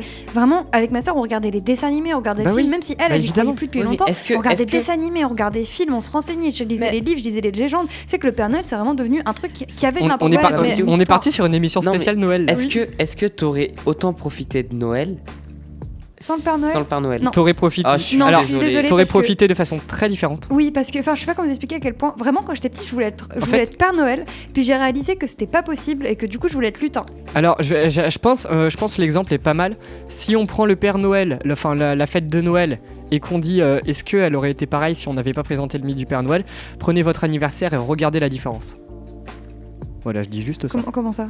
L'anniversaire, c'est pas du tout pareil, l'anniversaire, c'est que l'anniversaire, c'est pas une l'anniversaire fête, ou le nouvel an. etc. Bah si, Non. c'est-à-dire Parce que- c'est un moment convivial où Ouais, mais non, mais c'est pas Mais la même. Noël, le c'est nouvel an, magique. le nouvel an si tu veux. Non, c'est Oui, pas non, mais pareil. attends. Justement, c'est si t'enlèves le Père Noël et le mythe de Noël de la fête Ouais, de y a Noël, plus rien, en fait. justement, Non, t'as ça, quand même- c'est si, pareil tu que peux le quand même nouvel t'offrir an tes ou son cadeaux sans anniversaire. que le Oui, Père mais Noël, il y a l'ambiance qui part, tu vois ce que je veux Non, dire? je suis pas d'accord. Ah, Mais l'ambiance en est soi, super l'ambiance importante. a été C'est comme apportée Halloween. par le Père Noël. Vous voyez ce que je veux dire? Oui. Oui. Non, C'est- non. Si. C'est... Ilan, c'est comme Halloween, si t'enlèves tous les mythes Alors- et légendes, toutes les mythes et légendes Pour- d'Halloween, les trucs qui font peur, bah Halloween n'existe Pour plus. moi, Oui. c'est un mélange des deux que vous dites. C'est-à-dire que d'abord, il y a eu... C'est le nouvel an avec Halloween. C'est-à-dire que d'abord, il y a eu voilà, le Père Noël avec son histoire. Et après, dans les repas de famille, par exemple, dans les moments familiaux, il y a eu, par exemple, je sais pas moi, les oranges qui sont arrivées. Ou par exemple, pour moi, Noël, pour moi, ça Les sent l'orange, oranges, oui. la cannelle. Tu vois, Mais t'as toutes les odeurs, toutes les nourritures qui n'ont là strictement rien à voir avec le Père Noël. Pour moi, mais qui Noël sont aujourd'hui. venues en plus, tu vois. Mais je suis Ouais. désolé, je suis peut-être vieux avant l'heure, mais moi ce que je kiffe le plus, c'est vraiment le repas et avoir mon oncle qui parle de politique en râlant. Après, je vais dire un truc. J'adore. Après, Moi, c'est vraiment l'ambiance que je kiffe encore plus. moi, c'est l'ambiance, mais c'est parce qu'on fait pas de repas de famille. Je connais pas les repas de famille de Noël. À la rigueur, Max, il y a mes grands-parents. Je connais pas les repas de famille de Noël. Tu J'ai connais jamais les fait repas de une famille grande avec tes table. potes pour ton anniversaire. Oui, ça par contre, je connais. Mais en fait, c'est que pour moi, Noël, c'est qu'on n'en faisait pas. De temps en temps, on allait manger chez les grands-parents, mais on faisait pas des grands repas où on Ouais. réunissait tout le monde. Nous, Si, on des est fois, il y 30. avait mes cousins. Mais non, mais tu vois, Max autour de la table, on est 8. Vraiment, Ouais. grand max. Mais tu je vois, pense. moi, c'est J'ai les jamais deux. fait plus. Du coup, pour moi, Noël, c'est pas du tout une fête où tu réunis tout le monde. Au contraire, c'est une fête avec mon petit noyau familial où c'est cocooning et où ça devient, je sais pas comment expliquer. C'est comme si pendant un mois, on te foutait sous un plaid, on te mettait un chocolat chaud dans les mains et on te disait, Bah oui. tiens, un petit peu d'amour. Mais Parce tu vois, que le reste du temps, par t'aimes expérience, Putain. par expérience, vraiment, Noël, moi à chaque fois je le vis comme ça. Aujourd'hui, mon père et ma mère sont séparés, et donc du coup on fête la fête à des temps différents. Et donc le soir, je fais pas ça. le soir avec ma mère, on fête Noël tout ça, et le lendemain matin on ouvre les cadeaux. Et une fois qu'on a ouvert les cadeaux, on va chez mon père pour fêter et ouvrir les cadeaux en même temps. Et vraiment l'ambiance c'est pas du tout la même. Et donc finalement, le côté chez ma mère c'est beaucoup plus ambiance Noël, beaucoup plus ambiance mythe. Et du côté de mon père c'est beaucoup plus familial, genre Je suis famille et tout. Ultra d'accord avec toi, mais sauf que j'ai vraiment le familial aussi du côté de ma mère. Ouais, Mais les gars, et donc après, c'est finalement, vrai, ça dépend de votre famille, c'est quoi. la différence, c'est ce que je veux dire. La différence, elle est flagrante, et sincèrement, Noël sans l'ambiance, c'est vraiment quelque chose de très différent. Et je pense Mais que... est-ce que l'ambiance vient forcément du mythe en lui-même? Est-ce qu'on aurait pu avoir une ambiance sans forcément avoir mis le regarde, mythe du Père Noël? encore une fois, regarde le Nouvel An. Tu vois, Est-ce je que- trouve T'as quand même... Le moi Nouvel An, l'ambiance, c'est- je Ouais, la t'as pas- trouve ouais, je vois, nulle. t'as- Je suis enfin, désolé, je la trouve nulle l'ambiance C'est du juste- Nouvel An. en fait, le juste- Nouvel An, Ouais, c'est juste cool, une on a, fête. on a fait un tour de terre, ouais, super. Mais je suis en fait, je pense vraiment que Noël, en étant adulte, a toujours autant d'importance parce qu'il y a eu ces légendes quand on était Oui, enfant. bah oui. Ouais, Et je ouais, pense sincèrement ok. que si Mais c'est on comme n'avait pas Halloween, eu c'est comme ça- le lapin de Oui, Pâques, c'est ça. c'est... Et je veux dire, regardez, ma soeur, elle a arrêté de croire très tôt au Père Noël et Noël, ça la fait chier. Mm. Ou je sais très bien que les personnes qui passent Noël seules, Noël est devenu quelque chose de déprimant. Et je pense que si aujourd'hui Noël a toujours autant d'importance pour moi et c'est toujours autant quelque chose de merveilleux que j'adore, c'est parce que j'ai cru au Père Noël, c'est parce que j'ai pas voulu m'arrêter. Et c'est parce que je me suis pas dit, oh Noël c'est qu'une fête de famille, parce que sinon je me serais retrouvée déprimée quand on était Ouais, que tous les quatre. sur Je ça, me suis dit, non, Noël c'est mon noyau, J'ai c'est un mon exemple. petit plaid. J'ai un exemple Ah, parfait. et Noël, je suis Les désolée, c'est les enfantillages de Noël d'Aldebert. On est d'accord. D'accord. J'ai un exemple parfait pour les mythes et légendes et voir ce que ça apporte ou non. Si vous l'avez pas vu, regardez le film de Guillermo del Toro, Les 5 légendes. Oui. Il est Oh, incroyable. incroyable. Vraiment, ça vous montre qu'est-ce qui se passe si on ne croit plus aux mythes et aux légendes présentes dans la culture. Oh, c'était génial. Et vraiment, ça nous montre que la joie est créée par cette ambiance n'est plus là et c'est plus du tout la même chose. Moi je pense que c'est Après, Encore une dans fois, c'est un l'histoire, film il y et a- c'est une réalité parmi tant d'autres. Oui, et puis Oui, la- mais même, l'histoire, c'est Je pas. trouve, génial. je trouve cette réalité très vraie. Et dans l'histoire, Avec il y a Desi, pas. on refait le monde. Et dans l'histoire, il n'y a pas que la disparition de Noël. Il y a la, Oui. la disparition de Noël et puis le grand méchant qui arrive. Tu vois, c'est-à-dire que. Pas si que c'était Noël, juste- t'as aussi Oui, non, mais des enfin, fêtes. tout Oui, le- des fêtes. Mais c'est-à-dire que t'as aussi le grand méchant qui arrive pour foutre le bazar. Oui. Mais c'est-à-dire que juste si t'enlèves Noël, ça se passera pas forcément comme dans le film parce que t'auras Oui, pas non, le mais grand méchant parce qui que va être Je là. suis désolée, mais par Ce que contre, je veux dire, c'est que le film, à un moment, il se concentre vraiment sur les réactions des personnages en dehors des mythes et légendes, c'est-à-dire des figurants lambda, nous, quoi, humains. Et donc, finalement, on voit... Parce que eux, ils savent pas qu'il y a un grand méchant qui fait tout ça. Donc, finalement, on voit vraiment que quand on ne croit plus à ces choses-là, la magie, elle n'est plus là et la vie, elle est beaucoup plus morne, quoi. mais et les gars, vous savez que je l'ai tellement regardé premier degré, les 5 légendes, que Ah non, j'avais mais pas je du tout vu l'adore. tout ça. Moi, vraiment, j'ai juste regardé en mode, waouh, comme une histoire. Enfin, vous voyez, Ouais, j'étais c'est... petit encore Ouais, une j'aime fois. trop Jack Frost, je suis amoureux. Voilà, c'est ça. Alors que j'avais pas vu tout le reste. Vous toute savez la signification. que ce film, je suis très en colère parce qu'il a fait un énorme bide. Non. Si. Non. Il a fait un énorme C'est bide. possible, tout le monde le m'étonne connaît. pas. Tout le monde le connaît. Tout le monde le connaît grâce au DVD ou les trucs comme ça, mais il a fait un énorme bide à l'époque. À la sortie. Ouais. Ah, moi j'ai tout, j'ai DVD, j'ai. Mais oui. Mais Mais à un moment, vraiment. il y avait même eu des pubs McDo, je crois, et tout, non? Peut-être, mais ça a bidé. Et vraiment, je suis Ah, c'est dégoûté un truc parce de que ce réalisateur, c'est un réalisateur très très bon, Guillermo del Toro. Ce film est génialissime, la musique est très très cool d'Alexandre Desplat. Enfin, regardez-le, il est très bien. Je dois peut-être clore l'émission. Non, Ah, d'accord. continue le temps que je retrouve le film. Parce duquel que, je vais bah, parler. du coup, moi, je voulais venir sur un petit C'est bon, je l'ai point. trouvé. Un petit point à part, c'est parler des fêtes et de l'industrialisation de ces fêtes. Mais vu le temps qu'on a, je Et pense ça, mais pas c'est que surtout que c'est pas pas la dans le peine. thème de l'émission. Oui. C'est-à-dire que là, Ouais. c'est à la rigueur pour Ouais. Noël, parfait. Ouais, mais je crois qu'on l'avait déjà fait en plus pour le Noël l'année Bah, dernière. faudra réécouter la chronique, mais vraiment, Ouais. écoute, il faut continuer les chroniques, enfin les émissions en fonction de ce qui se passe autour, parce que je trouve que c'est les meilleurs. Oui. Genre, faut refaire une Halloween. Oui, bah oui. C'était trop bien. Je me parlais juste pour montrer un petit truc sur Noël, c'est que le drôle de Noël de Scrooge, qui l'a vu? Ça me dit quelque chose. Non. C'est un conte du célèbre écrivain que je vais retrouver, Charles Dickens. Ça me dit quelque chose aussi. Le drôle de Noël de Scrooge, c'est justement un vieux C'est un qui- mythe, ouais. C'est une histoire autour du mythe de Noël. Ouais, c'est ça. C'est un. Et T'as on plein dit que d'adaptations Charles dans Dickens, la c'est pop- celui qui a dans la inventé pop la culture. façon de fêter Noël comme ça. C'est-à-dire que c'est un vieux qui n'aime pas Noël. Et en une nuit, il va rencontrer les 3 esprits de Noël, celui de la fête, celui Tu du nous en avais chocolat, je sais parlé pas. dans une Oui, émission c'est sur l'émission de Noël que j'en ai parlé. T'as une adaptation de Robert Zemeckis qui est géniale. Oui, et c'est celle-là dont j'ai parlé à l'émission. Probablement.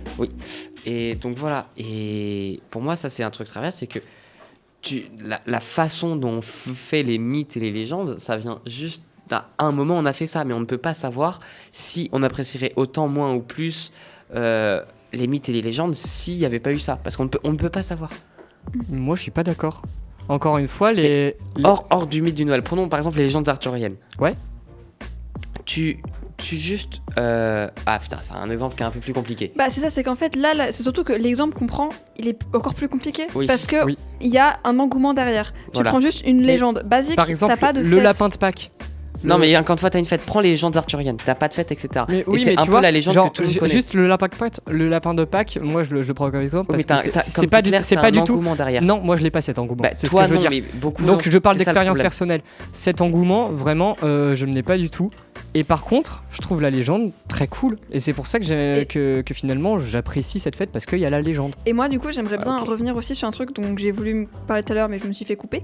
C'était parce qu'en fait, pour moi, il y a une différence entre une légende comme celle d'Arthur, comme celle de Mélusine, comme celle dont j'ai pu parler avec les dieux japonais, Et Noël. et des légendes comme Noël, Ouais. comme la petite souris, comme la fée des dents, comme le lapin de Pâques, parce que là, t'as pas vraiment d'histoire avec un En fait, fil c'est la conducteur. différence entre culture et mythologie. C'est ça, où en fait, par exemple, dans les légendes arthuriennes, t'as un fil conducteur, t'as un début, t'as un milieu, t'as une fin.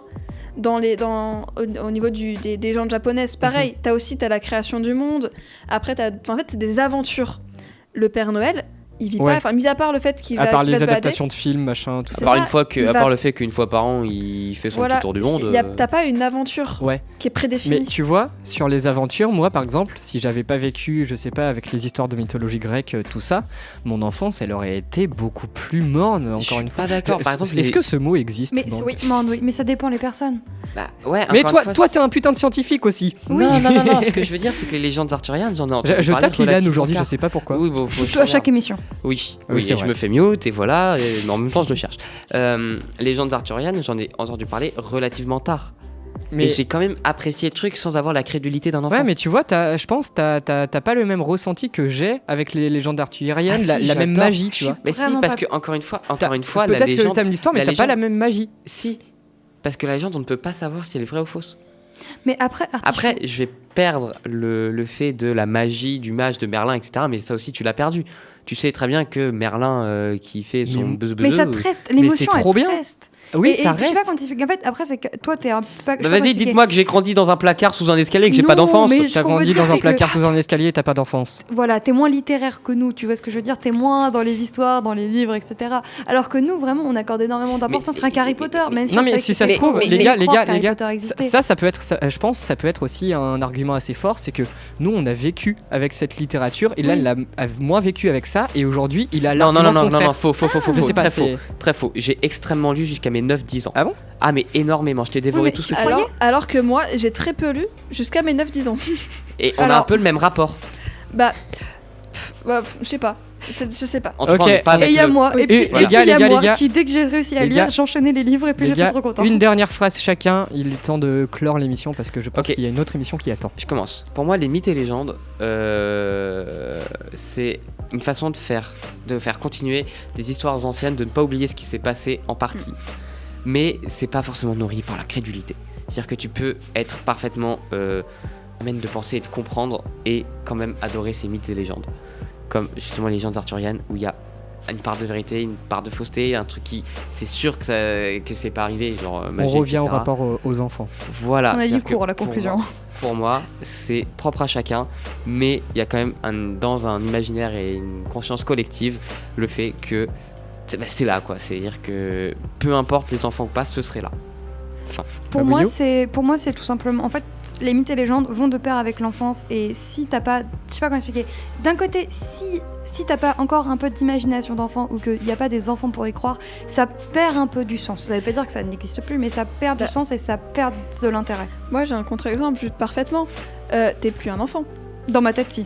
On va pas se mentir. T'as pris grave- Babouyou en exemple. Ah, mais Alors, je suis désolée, ouais. avec les. Babouyou Non, mais je crois que C'est grâce à ça. Je peux faire ma Oui, mais phrase c'est parce moi que, oui, c'est parce que Bah, j'ai du coup, gardé mon âme d'enfant, peux- c'est ça le truc. Je peux finir ce que j'étais Ah, en train de bah, dire. oui, vas-y. Ou du coup, j'ai pris l'exemple de Babouyou, mais c'est pas forcément le bon. Mais je pense que m'étonnes. les gars aussi, où tout à l'heure, quand je vous ai parlé des légendes japonaises, Ouais. enfin, vous étiez un peu hypés, vous. Ah bah oui, non mais moi voilà. Et j'adore. du coup, Voilà, et où pareil, moi je suis quand même, enfin je suis plus une enfant et j'ai adoré les légendes, tu vois, c'est-à-dire que Mais peut-être parce qu'on a apprécié j'ai pas les légendes fini de enfants. parler. Oui.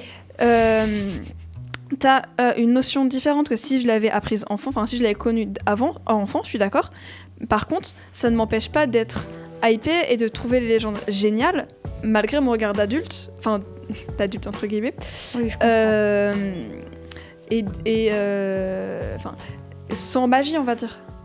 Je suis plutôt d'accord avec Juste Claire. un truc. Ilan, on avait Continuez. dit une phrase. Oui, Chacun. juste un truc pour continuer ça, c'est que je connais des enfants qui ont grandi sans le mythe du Père Noël, etc. Et ils adorent Noël, mais limite plus que certains de mes cousins qui grandissent à fond dans Noël. Mais en fait, je crois que c'est juste que ça dépend des personnes. Moi, je dépend pourrais... Les gars, moi, on j'aurais est mal reparti grandi dans le débat différemment. encore une Oui. fois. Oui. Juste pour moi, Ça dépend. pour... Point, comme tous nos c'est- débats. C'est à chaque fois. Ouais, mais si on part de ce principe-là, il n'y a pas de débat. C'est un peu dommage. Mais vraiment, pour moi, les mythes et légendes, c'est ce qui font qu'on puisse garder son âme d'enfant. Et par exemple, si j'avais pas reçu les mythes et légendes que j'avais quand j'étais petit, si je les avais reçus par exemple qu'aujourd'hui, je les aurais pris comme ce qu'a fait Claire, c'est-à-dire comme un cours d'histoire. Et pour moi, les mythes et légendes ne doivent pas être un cours d'histoire, ça doit être encore autre chose qui a une C'est magie méchant. en plus. C'était pas un cours d'histoire et j'ai rêvé avec les histoires de Claire. Ça dépend malgré des J'adore les sensibilités, cours d'histoire. littéralement. Malgré le fait Parce que que C'était Les gars, faut qu'on close. c'était pas péjoratif. Ça, cours t'inquiète, d'histoire. Je l'ai pas pris péjorativement. Faut clore. faut qu'on Mais- clôture. Je peux juste me défendre. Oui. Moi, j'adore l'histoire parce que pour moi, ça raconte une histoire justement. Oui. Et le fait que tu dises que tu l'as pris comme un cours d'histoire entre guillemets, ça me fait plaisir aussi parce qu'en fait, moi, je te raconte une histoire en fait. Bah oui, mais en fait, ce que je veux dire, c'est que les histoires aujourd'hui que je vais voir, je vais rentrer dedans, ça va être génial, je vais avoir des émotions, mais il n'y a pas la magie que j'ai eue quand j'ai des mythes et légendes que j'avais enfant. Alors c'est que pas moi, la même chose. Alors que moi, je l'ai toujours quand je découvre Ouais. un livre pour la première fois. Même, tu vois, il y a quelque chose, mais c'est pas exactement la même chose. C'est ce que je veux Encore une dire. fois, c'est lié à Bref. l'imaginaire, la sensibilité de chacun. Bref, les gars, merci de nous avoir écoutés. C'était Choupot sur Delta FM 90.2. Vous pouvez retrouver toutes nos rediffusions sur YouTube, Deezer, Spotify et le site de Delta FM. Et est-ce qu'on se dit à la semaine prochaine? Bah, Je crois bien. Oui. Justement quoi? À la semaine prochaine. Bah, bisous, bisous. Bisous, bisous. À la semaine prochaine. Au revoir.